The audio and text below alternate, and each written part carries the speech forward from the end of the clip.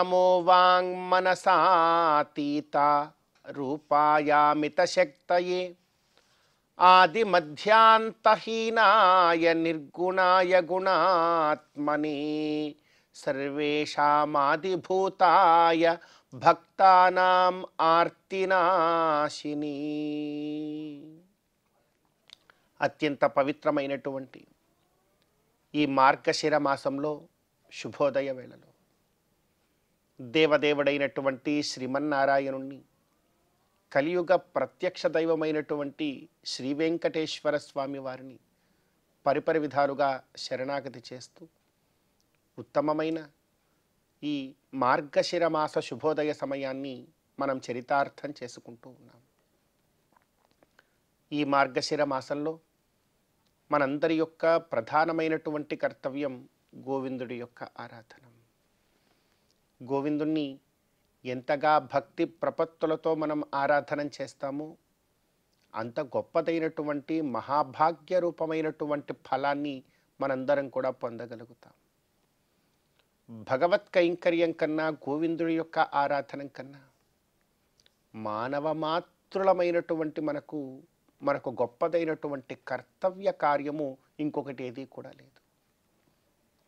మనమందరం కూడా భగవత్ కైంకర్యంతో ముందుకు సాగాలి. భగవదారాధనార్థమేవ లబ్ధ జన్మానః అని మానవులకు ఒక విశేషణం. అంటే మనం భగవత్ కైంకర్యం కోసమే పుట్టాం, వేరొక కార్యం ఏది కూడా లేదు. లేకపోతే మిగతా జంతువులలాగా కాకుండా మనకు కరచరణాద్యవయవాలలో విశేష శక్తి సామర్థ్యములను ఎందుకు ఇచ్చినట్టు భగవంతుడు? మిగతా జంతువులన్నీ కూడా వారి ఆహారాన్ని వారు సముపార్జించుకోవడానికి, వారు కాలాన్ని ఎలా గడపాలో అలా గడపడానికే వారి యొక్క ఇంద్రియములు పనికొస్తున్నాయి. కానీ ఒక్క మానవుడు మాత్రం ఈ లోకాన్ని పరిరక్షించుకోవడానికి కూడా ఇతని మేధాశక్తి, ఇంద్రియములు పనిచేస్తూ ఉన్నాయి. అయితే మానవుడు పరిరక్షించడం మానేసి నాశనం చేయడం కూడా కొంత మొదలు పెట్టేశాడు. కనుక మనం అందరం కూడా భగవత్తత్వాన్ని, లోకతత్వాన్ని జాగ్రత్తగా అవగతం చేసుకునే ప్రయత్నం చేయాలి. భగవంతుడు ఎలాంటి వాడు అంటే చెప్తోంది శాస్త్రం, నమో వాంగ్మనసాతీత రూపాయామిత శక్తయే. నమో వాంగ్మనసాతీత, వాక్కుకు మనస్సుకు అందనటువంటి వాడు అతీతుడు గోవిందుడు అంటున్నారు. నమో వాంగ్మనసాతీత రూపాయ అమిత శక్తయే. వాంకుకు మనస్సుకు అందనటువంటి రూపమాయనది, అరూప రూపి. అమిత శక్తయే, ఈ లోకంలో ఎవ్వరికీ కూడా అంత శక్తి లేదు, అంత గొప్ప శక్తి సంపన్నుడు. అందుకే ఈ లోకానికి సృష్టి స్థితి లయ కారకుడు ఆ గోవిందుడే అవుతూ ఉన్నాడు. నమో వాంగ్ మనసాతీత రూపాయామిత శక్తయే ఆది మధ్యాంతహీనాయ నిర్గుణాయ గుణాత్మని. ఆది మధ్యాంతహీనాయ, ఆయనకి ఆది మధ్య అంతమనేటువంటివేమీ కూడా లేవు. ఆయన నిత్యుడంతే ఈ లోకంలో. ఆయన మొత్తమంతా కూడా దాగి ఉంటాడు. వేదమంత్రం చెప్పినట్టుగా అణోరణీయాన్ మహతో మహీయానాత్మా గుహాయాం నిహితోస్య జంతోః తమక్రతుం పశ్యత వీతశోకో ధాతు ప్రసాదాన్ మహిమానమీశం. వేదమంత్రం కూడా చెప్తోంది. ఆ భగవంతుణ్ణి వర్ణన చేయాలి అంటే ఈ జన్మ సరిపోదు. అటువంటి భగవంతుడి యొక్క అతి ఉత్కృష్టమైనటువంటి గుణాలను మనం అవగతం చేసుకునే ప్రయత్నం చేసి భగవత్తత్వాన్ని జాగ్రత్తగా వేదాంతాధ్యయనాదుల ద్వారా మనం తెలుసుకొని ఆగమ శాస్త్రోక్తంగా మరి ఆ భగవంతుడికి మనం ఆరాధన చేయాలి. అటువంటి భగవద్ ఆరాధనమే మనందరికీ కూడా చక్కనైనటువంటి ఫలాన్ని, ముక్తిని కూడా కలగజేస్తోంది అని శాస్త్రం. అందుకే విఖనో మునీంద్రుల వారు కూడా అంటారు, భక్త్యా భగవంతం నారాయణమర్చయేత్ తద్విష్ణోః పరమం పదం గచ్చతీతి విజ్ఞాయతే. భక్త్యా అర్చయేత్, భక్తితో నీవు భగవంతుడైనటువంటి శ్రీమన్నారాయణుణ్ణి ఆరాధన చేయి. ఆ ఆరాధన నీకు ఉత్తమమైనటువంటి ఫలాలను కలగజేస్తుంది అంటున్నారు. మరి అటువంటి గొప్పదైనటువంటి భగవత్ కైంకర్య మార్గంలో, విఖన సూక్త విగ్రహారాధన మార్గంలో మనమందరం కూడా ముందుకు సాగే ప్రయత్నం చేస్తూ ఈనాటి తిథివార నక్షత్రాలలో ఉండేటువంటి తత్వాన్ని కాస్త మన జీవితానికి అన్వయించుకునే ప్రయత్నం చేద్దాం. ఈ రోజున డిసెంబర్ 10వ తేదీ మార్గశిర మాస కృష్ణపక్ష షష్ఠి తిథి. ఈ రోజున ఈ షష్ఠి తిథి సుబ్రహ్మణ్య స్వామి వారి యొక్క ఆరాధనకు ఎంతో విశేషమైనటువంటిది. సుబ్రహ్మణ్య స్వామి ఆరాధనం గుహస్య శేషం గురుభిస్సు పూజితం అని మన సంతానానికి ఎంతో గొప్పదైనటువంటి రక్షణను కలగజేస్తుంది. అదేవిధంగా ఈరోజు నక్షత్రం కూడా చూస్తే ఆశ్లేష నక్షత్రం. ఆశ్లేష నక్షత్రము కూడా సర్పదేవతాకమైనటువంటి నక్షత్రం. ఈరోజు మొత్తం మీద కాకతాళీయంగా నక్షత్రము మరియు తిథి కూడా సుబ్రహ్మణ్య ఆరాధనను మనకు జాగ్రత్తగా సూచిస్తూ ఉన్నాయి. అదేవిధంగా ఈరోజు వారము బుధవారం. మహావిష్ణువు యొక్క ఆరాధనం, విశేషించి ఆదిత్యాది నవగ్రహాలలో బుధగ్రహ ఆరాధనం చక్కనైనటువంటి విద్యా ప్రపత్తులను, మోక్షాన్ని మనందరికీ కూడా కలుగజేస్తాయి. కనుక ఈ తిథివార నక్షత్రాలలో ఉండేటువంటి తత్వాన్ని మన జీవితానికి అన్వయించుకొని శాస్త్రోక్తంగా గురూపదేశానుసారం ఈ తిథివార నక్షత్ర అధిదేవతారాధనను మనమందరం కూడా చేసే ప్రయత్నం చేస్తూ గోవిందుడి యొక్క అనుగ్రహంతో ఈ మార్గశిర మాస శుభోదయ సమయాన్ని మనం చరితార్థం చేసుకుందాం. చందురుతోడ పూటిన సంపదల మెరుగవో కందువ బ్రహ్మల కాచే కల్పవల్లివో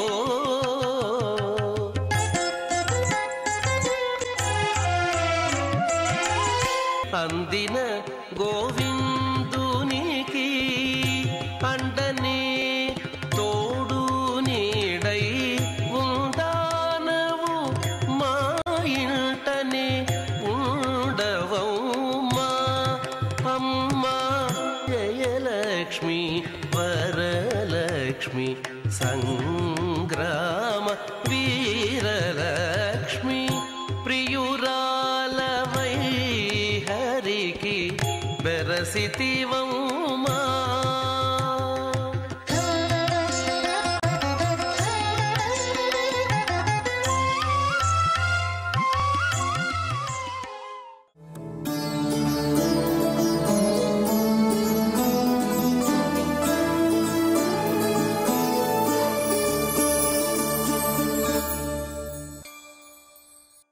సమస్తజననీం వందే చైతన్యస్తన్యదాయినీం శ్రేయసీం శ్రీనివాసస్య కరుణామివ రూపిణీం.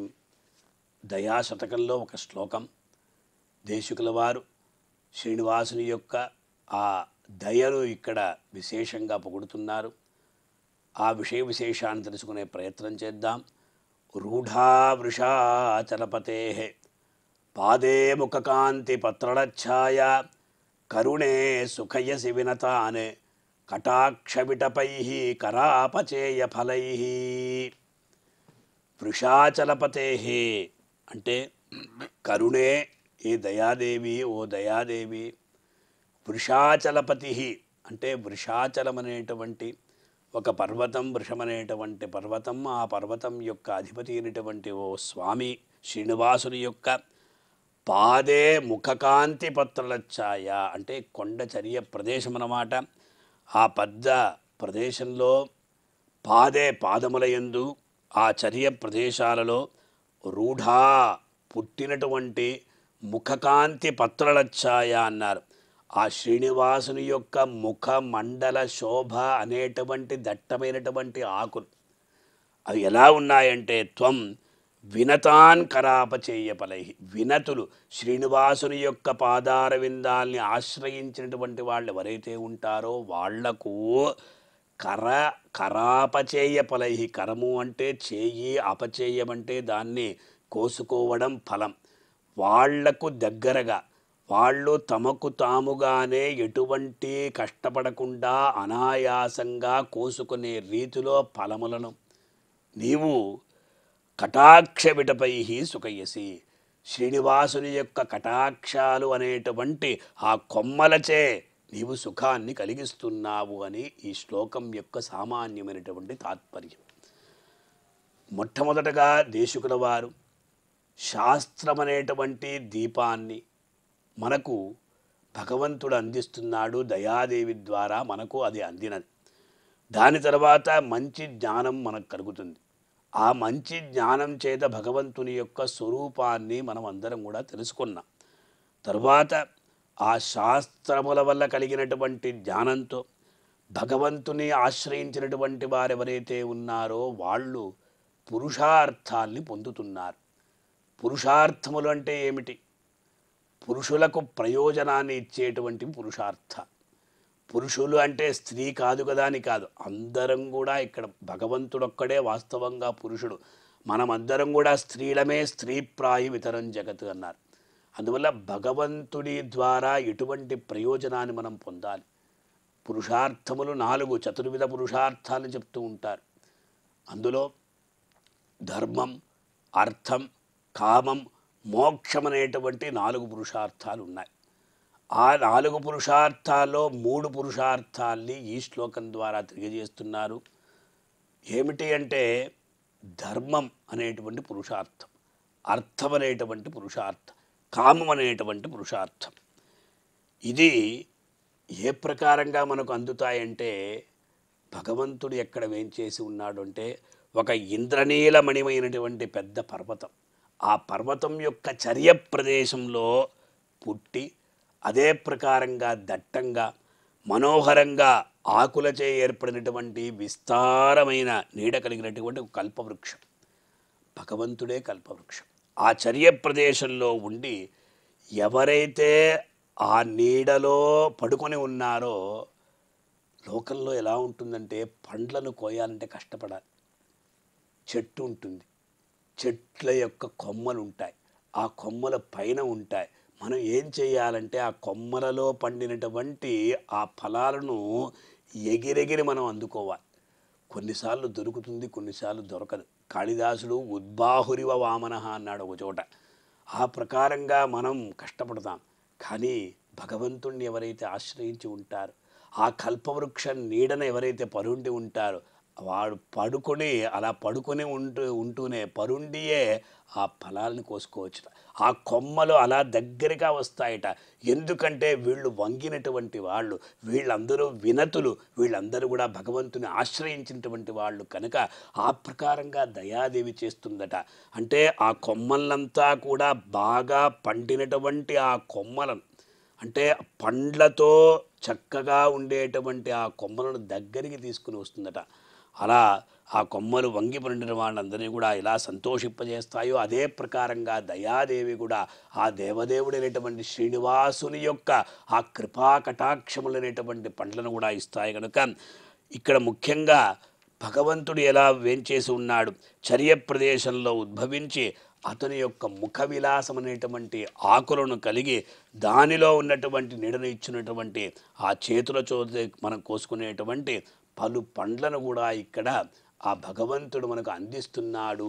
దానికి కారణం ఎవరు అంటే దయాదేవి అని దేశికుల వారి యొక్క అభిప్రాయం.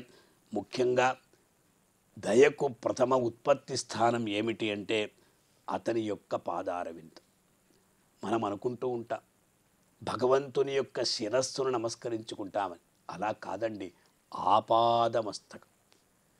మహాభారతంలో కృష్ణ పరమాత్మ ఎవరికి సహాయం చేస్తానన్నాడు? మొట్టమొదటగా ఎవరినైతే చూస్తానో అతని పక్షాన ఉంటాను అన్నాడు. దుర్యోధనుడు ఏం చేశాడు? శిరస్సు ప్రధానం కనుక ఆ శిరస్సు పక్కన ఉన్నాడు. పార్థుడేం చేశాడు? భగవంతుని యొక్క పాదార విందముల యందు అతడు కూర్చుని ఉన్నాడు.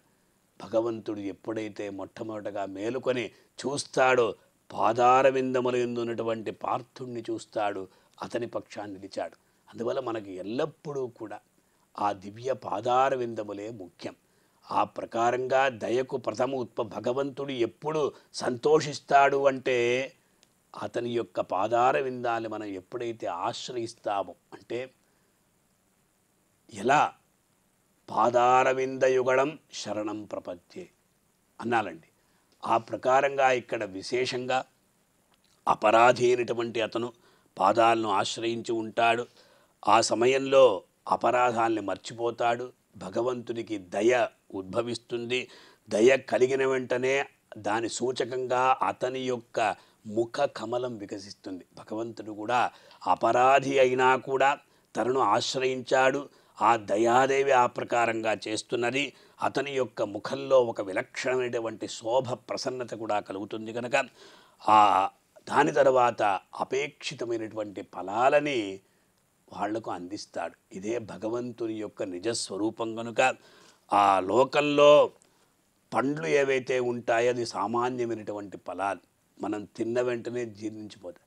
కానీ భగవంతుడు అందించేటువంటి ఫలాలు ఏవైతే ఉంటాయో అది స్థిరంగానే ఉంటాయి, అనుకూలంగానే ఉంటాయి. ఆ పండ్లను స్వయంగానే మనం కోసుకోవచ్చు అని ఈ శ్లోకాన్ని భగవంతుని యందు సమర్పించి దేవదేవుని యొక్క దివ్య అనుగ్రహాన్ని పొంది తరిద్దాం. ఓం నమో వెంకటేశాయ. 16 పన్నెలతో బంగారు పతిమా చెదరని వేదములా చెగురుబోడి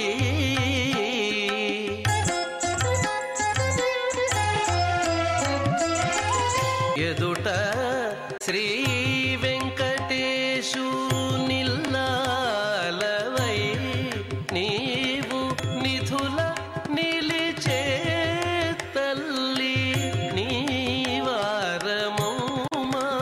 అమ్మా జయలక్ష్మి వరలక్ష్మి సంగ్రామ వీరలక్ష్మి ప్రియురాలవై హరికి బెరసితివమ్మా అమ్మా జయలక్ష్మి వరలక్ష్మి సంగ్రామ వీరలక్ష్మి వరలక్ష్మి జయలక్ష్మి.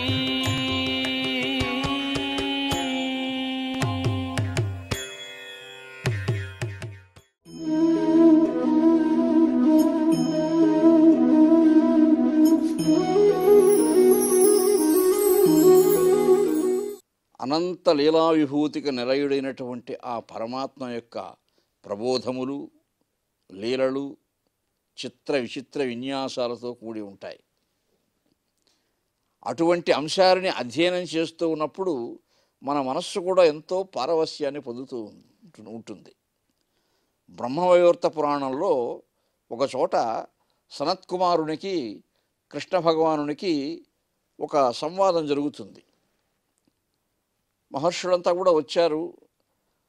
సనక సనందనాథులు మహానుభావులు కదా, మహాత్ములు, నిరంతరము 5 ఏళ్ల ప్రాయంతో ఉండే మహాభాగవతోత్తములు వాళ్ళు. సనత్కుమారుడు మహర్షులందరినీ కూడా కుశల ప్రశ్నలు వేశాడు. కృష్ణ భగవానుడికి నమస్కరించాడు. శరీరధారిణస్యాపి కుశల ప్రశ్నమీప్సితే, అయ్యా అందరినీ మీరు కుశల ప్రశ్నలు వేశారు కదా, మరి నన్నేం అడగలేదే, నా యోగక్షేమాలు ఏం అడగలేదే, నా కుశలత్వాన్ని ఏమి మీరు అడగలేదే.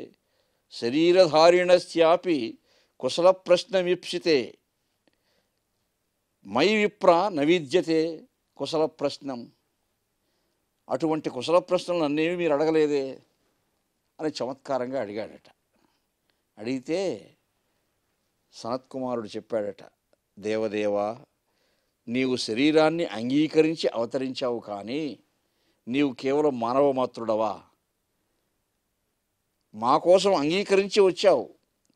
లీలాశుకుల వారు చెప్పినట్టు శృంగార రససర్వస్వం శిఖిపించ విభూషణం అంగీకృత నరాకారం ఆశ్రయే భువనాశ్రయం. కాబట్టి ఆ కుశల ప్రశ్నలు మిమ్మల్ని అడగవలసిన అవసరం ఏముంది? మీరే మా కుశలత్వాన్ని, మా యోగక్షేమాలు మీరు పట్టించుకుంటున్నారు. మమ్మల్ని రక్షించేవారు మీరు, మా దైవం మీరు. అలాంటప్పుడు మిమ్మల్ని మేమెందుకు అడుగుతాము అని అక్కడ కృష్ణుడు నిరాడంబరంగా అడిగాడు. అయ్యా, నేను కూడా శరీరధారిణస్యాపి కుశల ప్రశ్నమీప్సితే నన్ను కూడా మీరు కుశల ప్రశ్నలు అడుగుండాలి. నేను కూడా శరీరధారిగానే వచ్చాను కదా, అందరిలాగే వచ్చాను కదా అని. అలా ఏం కాదు, మీ విషయంలో అది కుదరదు. ఎందుకంటే మీరు పరమాత్మ, ఎన్నో అవతారాలు ధరించినటువంటి వారు. వేదానుద్ధరతే జగన్నివహతే భూగోళముద్బిభ్రతే దైత్యాన్ దారయతే బలిం చలయతే క్షత్రక్షయం కుర్వతే పౌలస్త్యం జయతే హలం కలయతే కారుణ్యమాతన్వతే మ్లేచ్ఛాన్ మూర్ఛయతే దశాకృతిమతే కృష్ణాయ తుభ్యం నమః అని మహాకవులు చెప్పారు కదా. కాబట్టి సకలావతారములకు గని అయినటువంటి నీవు, అన్నమాచార్య వారు వర్ణించినట్టుగా, గనివో ఇతడు సొలసి చూచినను సూర్యచంద్రులను. అలా చూశాడంటే సూర్యచంద్రులే, ఆ పరమాత్మ చూపులే సూర్యచంద్రుడు. కాబట్టి అటువంటి విరాణ్మూర్తిని మనం కుశల ప్రశ్న అడిగేంతటి వాళ్ళమా? అందుకే మీరు చూడండి, ఎక్కడ భగవంతుని మనం ఎవరు ఆయన కుశల ప్రశ్న అడిగేవాళ్ళు ఎవరు ఉండరు. కృష్ణ భగవానుడు ఆయన అందరినీ అడుగుతాడు, కానీ ఆయన ఎవరు కుశల ప్రశ్న ఎవరు అడగగలరు? యోగక్షేమ దురంధరస్య సకల శ్రేయ ప్రదోద్యోగినో ద్రష్టాదృష్ట మతోపదేశ కృతినో బాహ్యంతరవ్యాపిన సర్వజ్ఞస్య దయాకరస్య భవత కిం వ్యదితవ్యం మయా. శంకరభగవత్పాదుల వారు చెప్పినట్టుగా ఆ పరమాత్మ పరమేశ్వరుడు మన కుశల ప్రశ్నలు, మన కౌశల్యము, మన యొక్క యోగక్షేమాలు ఆయనే చూడాలి. అలా చూసినప్పుడే మనం క్షేమంగా ఉంటాం, మనం ఆనందంగా ఉంటాం. పరమాత్మ రక్షణకు తప్పినప్పుడు కష్టాలు వస్తాయి తప్పకుండా. కాబట్టి ఆ పరమాత్మను ఆశ్రయించినప్పుడు ఎండ కానీ నీడ కానీ ఏమైనా కానీ కొండల రాయుడే మా కులదైవము అన్నాడు అన్నమాచార్య వారు. అది చెప్పాడు సనత్కుమారుడు. దేవదేవా, నీవు మాకంతా కూడా ఆశ్రయభూతుడవు. మా కుశల ప్రశ్నను అడగవలసిన నిన్ను మేమేమి అడగగలము అని తన యొక్క శరణాగతిత్వాన్ని, తన దాసభావనను ప్రకటించాడు ఆ సనత్కుమారుడు. అందరూ కూడా అటువంటి దాసభావనతోనే ఆ పరమాత్మను ఆశ్రయించే ప్రయత్నం చేయాలి.